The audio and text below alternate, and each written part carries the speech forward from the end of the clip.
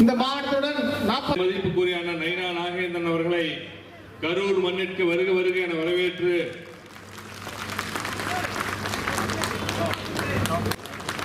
அதேபோல என்டிஏ கூட்டணியில் அங்கம் வகிக்கின்ற அனைத்து எப்போதுமே கரூர் மண் என்பது தூய மண். 2000 ஆண்டு பழமை வாய்ந்த பசுபதீஸ்வரர் ஆலயம் இருக்கின்ற மண். அந்த மண்ணிலே நம்முடைய மாநில தலைவர் சொன்னது போல தேசிய ஜனநாயக கூட்டணியினுடைய தமிழகத்தினுடைய தலைவர்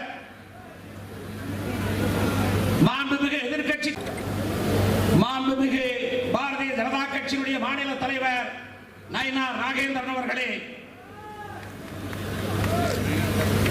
இந்த நிகழ்ச்சியை கடந்த 40 நிகழ்ச்சிகளையும் அனைத்து இந்திய அண்ணா திராவிட முன்னேற்ற கழகத்தினுடைய நிர்வாக பெருமக்களே,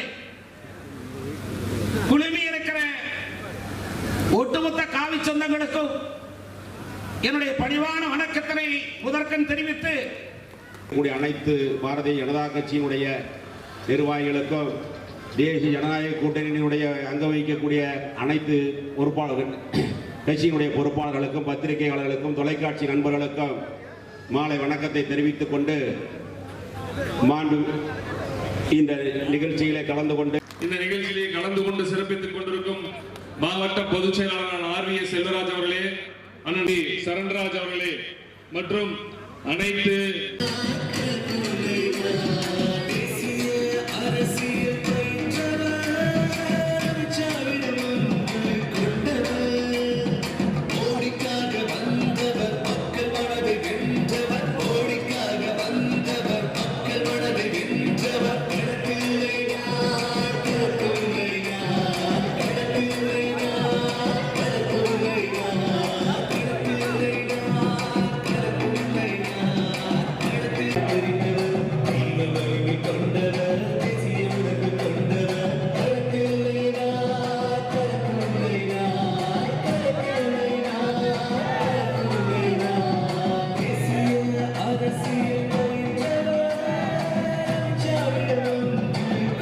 அரசியல் கூட்டத்தில் 41 அப்பாவி மக்கள் பரிதாபமாக இறந்தார்கள்.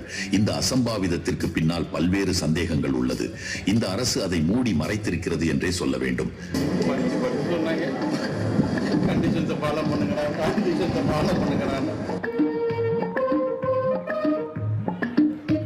எனக்கு ஒரு சந்தேகம் பெருசு. இந்த பஞ்சாயத்தை கலைக்கப்பட்ட பாடு எனக்கு தான் தெரியும். ஒரு பக்கம் கரூரில் மனித உயிர்களுக்கு பாதுகாப்பு இல்லை என்றால் இன்னொரு பக்கம் கனிம வள கொள்ளைகளுக்கோ பஞ்சமே இல்லை. கரூர் மாவட்டம் அமராவதி ஆற்றிலிருந்து சட்டவிரோதமாக சிலர் இருசக்கர வாகனங்கள் மூலம் மூட்டை மூட்டையாக மணல் திருடி செல்லும் வீடியோ காட்சிகள் வெளியாகி உள்ளன. இதுக்கெல்லாம் யார் காரணம் தெரியுமா? 11 மணிக்கு தளபதி முதலமைச்சர் பதவி ஒரு சம்பவம் அரங்கேறியது. கருவுற்ற ஊர் இந்த கரூர் ஒரு 41 பேர் படுகொலையில் சுடுகாடாக மாறி மயான பூமியாக இருந்ததும் இந்த கரூர் தான். அதற்கு காரணமாக இருந்தது யார் என்று உங்களுக்கு எல்லாம் தெரியும். நெசவு தொழிலை தலைநகரமாக கொண்ட பகுதி இந்த பகுதி. மதிப்புக்குரிய செந்தில் பாலாஜி அவர்கள் பேசிய வீடியோ காட்சி இருக்கு. திமுக ஆட்சி வரும், ஆத்துல மணல் எவ்வளவு நாளும் அள்ளிக்கிடுங்க, எந்த அதிகாரியாவது ஃபோன் பண்ணா என்கிட்ட சொல்லுங்க, எந்த அதிகாரியாவது ஃபோன் பண்ணா என்கிட்ட சொல்லுங்க அப்படின்னு நண்பர் செந்தில் பாலாஜி அன்னை சொன்னதை செய்யக்கூடிய ஒரு நல்ல மனிதர். இன்னைக்கு ஆத்துல மண்ணே இல்லை.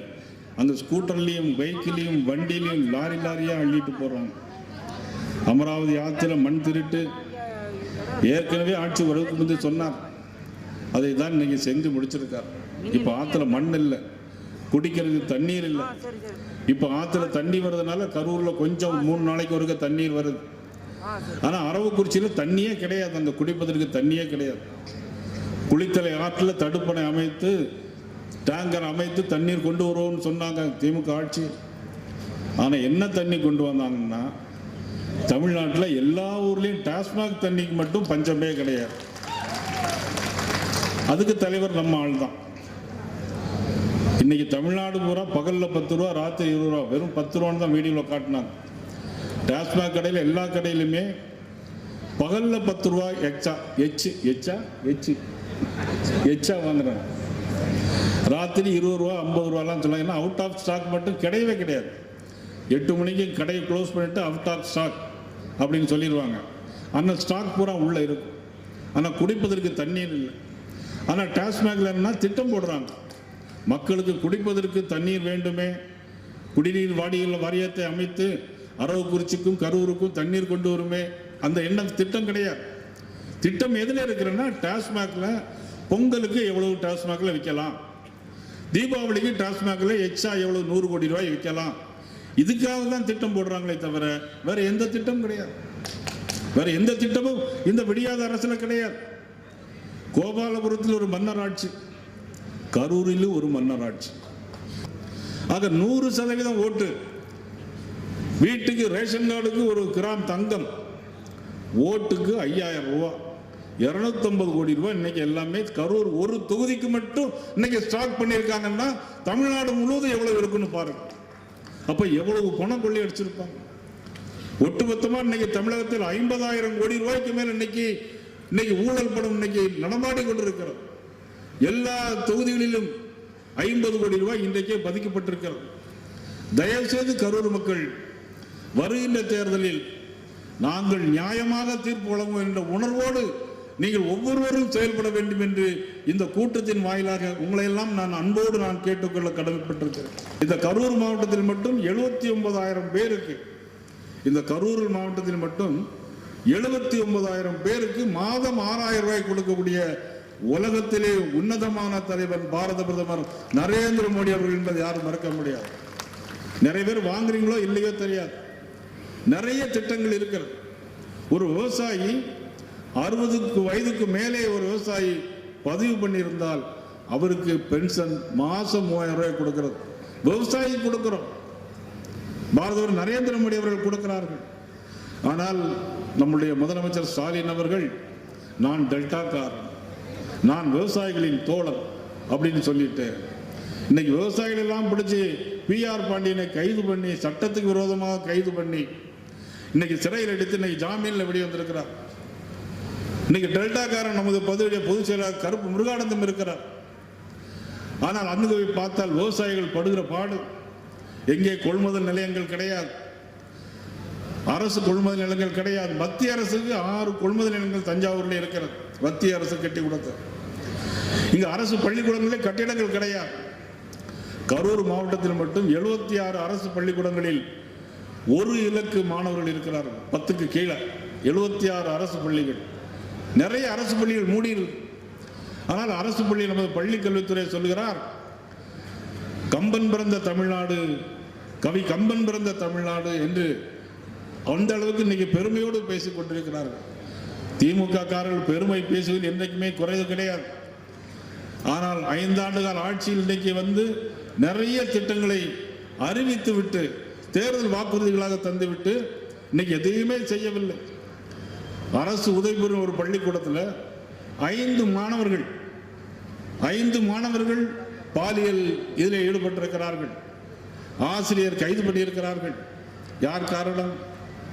சட்டம் ஒழுங்கை கையில் வைத்திருக்கிற முதலமைச்சர் அவர்கள், காவல்துறையை கையில் வைத்திருக்கிற முதலமைச்சர் அவர்கள் மக்கள் நலன் கருதாமல் ஆட்சி செய்கிறார். அதனால் தான் இன்னைக்கு சட்டம் ஒழுங்கு கையிலே இல்லை, அவுட் ஆஃப் கண்ட்ரோலாக போய் கொண்டிருக்கிறார். அந்த அளவுக்கு ஒரு மோசமான ஒரு சூழ்நிலை இன்னைக்கு இருக்கிறது. பள்ளிக்கூடங்களில் எங்கு பார்த்தாலும் கஞ்சா, போதைப் பொருட்கள். யார் செய்கிறார்கள்? அந்த டீலர்ஷிப் தலைமையேற்று நடத்தக்கூடியது திமுகவை சேர்ந்தவர்கள். எல்லா கல்லூரிகளிலும், கிராமங்களில் கஞ்சா, நகரங்களில் பெத்தமெட்டின். ஆக இப்படி நாகரிகமான போதைப் பொருட்கள் நாட்டிலே வந்து கொண்டிருக்கிறது என்று சொன்னால் சட்டம் ஒழுங்கு சரியில்லை என்பதுதான் எடுத்துக்காட்டாக இந்த நடந்து கொண்டிருக்கிறது. கள்ளக்குறிச்சியிலே சாராயம் வித்து இறந்தார்கள். 10 லட்சம் ரூபாய் கொடுக்கக்கூடிய முதலமைச்சர் உலகத்திலேயே, இந்தியாவிலே, தமிழ்நாட்டில் நமது முதலமைச்சரை தவிர வேற யாரையும் இருக்க முடியாது. திருநெல்வேலியிலே போகிறார், திருநெல்வேலியிலே போய் கிறிஸ்துமஸ் விழா கொண்டாடுகிறார். நாங்களும் கொண்டாடுகிறோம், கிறிஸ்துமஸுக்கு வாழ்த்து சொல்கிறோம், இஸ்லாமியர்களுக்கு ரம்ஜானுக்கு வாழ்த்து சொல்கிறோம், தவறு இல்லை. ஆனால் நீங்கள் என்ன பேசுகிறீர்கள்? நாங்கள் மத சார்பின்மையை கடைபிடிக்கிறோம் என்று சொல்லிக்கொண்டு ஒரு மதம் சார்ந்து வாக்கு வங்கிக்காக ஒரு அரசாட்சியை நடத்தி கொண்டிருக்கிறீர்களே, நியாயமா என்றுதான் கேட்கிறோம். தீபாவளிக்கு வாழ்த்து சொல்ல நீங்கள் தயாரா? எங்களோடு சேர்ந்து கொண்டு தீபாவளியை கொண்டாடுவதற்கு தயாரா? ஆனால் வீட்டுக்குள்ளே கொண்டாடுகிறீர்கள், வெளியிலே நீங்கள் மற்றவர்களுக்காக நீ ஒரு திண்டாட்டத்தை போட்டுக் கொண்டிருக்கிறீர்கள் என்பதை தான் எங்களுடைய குற்றச்சாட்டாக வைக்கிறோம். நீங்கள் ஆட்சிக்கு வரும்போது என்ன சொன்னீர்கள்? நீட் தேர்வை ரத்து செய்வோம் என்று சொன்னீர்கள். இதுவரை 5 ஆண்டு கால ஆட்சி பொய்யை சொல்லியே ஆட்சிக்கு வரக்கூடிய நீட் தேர்வை ரத்து செய்ய முடியாது என்று தெரிந்திருந்தும் ரத்து செய்யணும் சொன்னவர் அனிதாவை வைத்து அன்னைக்கு அரசியல் செய்தார்கள். திருப்பரங்குன்ற மலையிலே இன்றைக்கு ஒரு சந்திரன், பூர்ண சந்திரன், அவனால் தீபம் ஏற்ற முடியவில்லை. மனம் உருகி, மனம் அழுந்தி, இவ்வளவுக்கு ஒரு திமுக குடும்பத்தை சேர்ந்தவர் பூர்ணச்சந்திரன். திருப்பரங்குன்ற நமது திருவண்ணாமலையில் தீபம் ஏற்றி விட்டார்கள், திருப்பரங்குன்றத்தில் நாம் ஏற்ற முடியவில்லை என்று மனம் வருந்தி 3 நாள் வீட்டிலே அழுது புலம்பியிருக்கிறார். 3வது நாள் கடவுள் இல்லை என்று இந்த மண்ணில் யார் சொன்னார்களோ, பெரியாருடைய சிலைக்கு பின்னாலே போய் தன்னுடைய இன்னுயிரை அவர் மாய்த்து கொண்டது, தீ வைத்து கொளுத்தி மாய்த்து கொண்டது மிகப்பெரிய துயரமான சம்பவம், மிகப்பெரிய துயரமான சம்பவம். இதையெல்லாம் முதலமைச்சர் குடும்பத்தார் பார்த்து கொண்டுதான் இருப்பார்கள். ஒரு அனிதாவை தூக்கி அரசியல் செய்தீர்களே, பூர்ணச்சந்திரன் இன்னைக்கு தீ வைத்து இறந்து போறானே, அவருக்கு நீங்கள் என்ன அனுதாபத்தை செய்து சொன்னீர்கள்? ஒரு அனுதாப செய்தி உண்டா உங்களிடம்? நிச்சயமாக சொல்லுகிறேன், தேசிய ஜனநாயக கூட்டணி ஆட்சிக்கு வரும் பொழுது அந்த தீபத்தூண் பூர்ணச்சந்திரன் என்ற பெயரில் அதே இடத்தில் ஒரு தீப கம்பம் ஏற்படுத்தப்படும். திருப்பரங்குன்றத்திலும் தீபம் ஏற்றப்படும். அந்த பூர்ணச்சந்திரன் நினைவாகவே ஒரு நாட்டுக்கள் அந்த திருப்பரங்குன்றத்திலே வைக்கப்படும் என்பதை இந்த நேரத்தில் நான் தெரிவித்துக் கொள்வதற்கு சாருக்கு நீதிமன்றம் போனீங்க, திருப்பரங்குன்றத்துக்கும் நீதிமன்றம் போனீங்க. நீதிமன்ற தீர்ப்பை நீங்க மதித்தீர்களா? இல்லையே. என்றைக்கு நீங்கள் மதித்திருக்கிறீர்கள்? ஆனால் அண்ணன் இபிஎஸ் அவர்கள் நீதிமன்ற தீர்ப்பை மதித்தார். எப்படி தெரியுமா? கலைஞர் கருணாநிதி இறந்து போகிறார். மதிப்புக்குரிய ஸ்டாலின் அவர்கள் அவருடைய உடலை அடக்கம் செய்ய வேண்டும் என்று, மெரினா கடற்கரைக்கு அடக்கம் செய்ய வேண்டும் என்று கேட்கிறார் அண்ணன் இபிஎஸ் அவர்களிடம். ஆனால் ஜானகி அம்மையார் இறந்தபோது மெரினா கடற்கரையில் அடக்கம் செய்ய வேண்டும் என்று ஒரு எண்ணம் இருந்தபோது மதிப்புக்குரிய கலைஞர் அவர்கள் என்ன தெரியுமா சொன்னார்கள்? முதலமைச்சருக்கு மட்டும்தான் மெரினா கடற்கரையில் இடம் கொடுக்க முடியும், முன்னாள் முதலமைச்சருக்கு கொடுக்க முடியாது என்று எங்கள்கிட்ட ஜீவோ இருக்கிறது என்று சொல்லி அவசரமாக அமைச்சரவை கூட்டி அன்றைக்கு ஜீவோ போட்டவர் கலைஞர் அவர்கள். ஆனால் அது அவருக்கே பாதித்தது. அதே அண்ணன் இபிஎஸ் அவர்கள் சொன்னார்கள், முன்னாள் முதலமைச்சர் கலைஞர் அவர்களுக்கு மெரினா கடற்கரையில் நாங்கள் இடம் வைக்கிறதுக்கு அனுமதி கொடுக்க முடியாது என்று சொன்னார். உடனடியாக இரவோடு இரவாக நீதிமன்றம் போனார். ஆனால் நீதிபதி ஒரு தீர்ப்பை வழங்கினார். என்ன தீர்ப்பு? கலைஞருக்கு மெரினா கடற்கரையில் இடம் அடக்கம் செய்வதற்கு இடம் கொடுக்க வேண்டும் என்று நீதிபதி தீர்ப்பு வழங்கினார். நீதிபதி வழங்கிய தீர்ப்பை தலைவணங்கி ஏற்றவர் அண்ணன் இபிஎஸ் அவர்கள். ஏனென்று சொன்னால் நீதிக்கு தலைவணங்கிய தலைவன் புரட்சி தலைவர் எம்ஜிஆருடைய வழியிலே வந்தவர்கள் இபிஎஸ் அவர்களும் எல்லோரும். ஆனால் இன்னைக்கு நீதிமன்ற தீர்ப்பு நீங்க மதித்திருக்கிறீர்களா? நீதிபதி நீக்குவதற்கு கையெழுத்து போடுகிறார். எவ்வளவு பெரிய அநீதி இது! நீதிபதியை நீக்குவதற்கு இங்கு கையெழுத்து வேட்டை நடத்துகிறார்கள். பாராளுமன்றத்துடைய மைய மண்டபத்திலே போய் உட்கார்ந்து கொண்டு காங்கிரஸ் போற வரவங்களெல்லாம் பிடிச்சு கையெழுத்து போட்டா பாதி பேருக்கு என்ன விஷயம்னே தெரியல, எதுக்கு கையெழுத்துனே தெரியல. ஆனால் இதுவரையிலும் 7-8 தடவை இம்ப்ளீச்மெண்ட் பாராளுமன்றத்திலே வந்திருக்கிறது, 8 தடவைகள் வந்திருக்கிறது. ஆனால் ஒரு முறை கூட அது நிறைவேறவில்லை. இதிலும் நிறைவேற முடியாது. அங்க இவங்களெல்லாம் அடக்குவதற்கு நம்மால் ஒருத்தர் இருக்கார், உள்துறை அமைச்சர் அமித்ஷா அவர்கள் இருக்கிறார். தேர்தல் ஏப்ரல் 20, அதுக்கு முன்னாடி தமிழ்நாட்டில் என்னென்ன விஷயங்கள் நடக்க போகிறதுல பொங்கல் முடிஞ்சு பார்த்துக்கலாம், நீங்க பொங்கல் நடந்த பிறகு தெரியும். அதெல்லாம் போலி கையெழுத்து, அதையெல்லாம் வெரிஃபை பண்ணி கொண்டிருக்கிறார்கள். இன்னைக்கு அந்த அளவுக்கு நீதித்துறையும் மதிக்கிறது கிடையாது, மக்களையும் மதிக்கிறது கிடையாது. எங்கு பார்த்தாலும் கஞ்சா கொலைகள், லாக்அப் மரணங்கள், அலங்கோலங்கள். இதே கரூரிலே விஜய் வரும்போது 10 ரூபா பாட்டில் பாட்டு பாடுறாரு, செருப்பு தூக்கி வீசுறாங்க, லைட் அணைக்கிறாங்க, போலீஸ் லத்தி சார்ஜ் நடத்துகிறது. 41 பேர் இறந்து போனார்கள். 41 பேர் இறந்து போனார்கள். 3 வயது குழந்தை, 10 வயது குழந்தை, தன்னுடைய தாய் அடிபட்டு கீழே கிடக்கிறார் பக்கத்திலே. அந்த 3 வயது குழந்தை எல்லாரும் காலால் மிதித்து, வேண்டுமென்று மிதிக்கவில்லை, கூட்டத்தில் நசுங்கி மிதித்து இறந்து போற துயரமான சம்பவத்திற்கு நிச்சயமாக நீங்கள் பதில் சொல்லியே ஆக வேண்டும். எத்தனை மரணங்கள், எத்தனை அலங்கோலங்கள், இது அத்தனை இன்னைக்கு தமிழக மக்கள் பார்த்து கொண்டிருக்கிறார்கள். 1 கிராம் காயின் இல்லை, 1 பவுன் காயின் கொடுத்தாலும் சரி, எத்தனை காயின்கள், எத்தனை கோடிகள் கொட்டி கொடுத்தாலும் சரி, அத்தனை நீங்க வாங்கி வீட்டில் வச்சுக்கிட்டு, அத்தனை நீ வாங்கி வீட்டில் வச்சுக்கிட்டு ஓட்ட ஜனநாயக கூட்டணிக்கு ஓட்டு போடும். இங்கு MR விஜயபாஸ்கர் அவர்கள் போட்டியிடுவார்கள் என்று நினைக்கிறேன். இரட்டையில சிம்பிள், அவரை தவிர யாரும் இருக்கிற மாதிரி தெரியல. அவர் மேல எத்தனை வழக்கு தெரியுமா? 38 வழக்கு. எனக்கு தெரியும், அவரை எனக்கு 25 வருஷமா தெரியும். ஒருத்தர் நீ போன்னு கூட சொல்ல மாட்டார். 38 வழக்கு. செந்தில்நாதன் மீது 18 வழக்கு. நாங்க எல்லாரும் ஒரே மேடையில 10 வருஷத்துக்கு முன்னால இருந்தோம். இப்பவும் ஒரே மேடையில இப்பதான் இருக்கிறோம். நீ எப்பொழுதும் இருப்போம். இந்த கூட்டணி தொடரும். பாரத நரேந்திர மோடி அவர்கள் இருக்கின்ற வரையிலும் ஏன் தொடர வேண்டும்? அண்ணன் KPR சொன்னால் ஏன் தொடர வேண்டும்? யார் முதலமைச்சராக இருக்கக்கூடாது.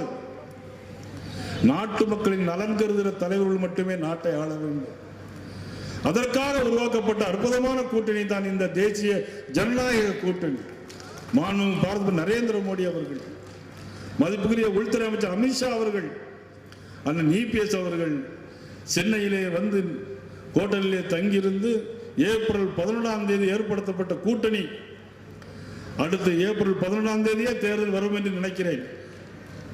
ஏப்ரல் 11ஆம் தேதி ஏற்படுத்தப்பட்ட கூட்டணி சென்டிமெண்டா நான் சொல்லுகிறேன், ஒருவேளை ஏப்ரல் 11 தேர்தல் நடைபெறலாம். வரக்கூடிய ஏப்ரல் 11 அப்படி நடைபெறும் பொழுது இந்த ஆட்சி தூக்கி எறியப்படும்.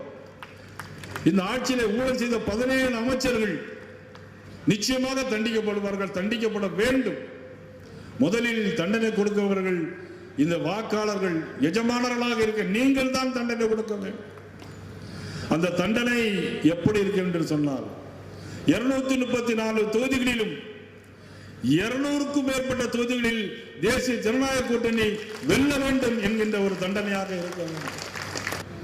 இவ்வளவு பெரிய அருமைக்கும் பெருமைக்கும் உரிய தலைவர் நரேந்திர மோடியும் அண்ணன் EPS உருவாக்கிய அற்புதமான இயக்கம், அற்புதமான கூட்டணி இயக்கம் வந்து அதிமுக.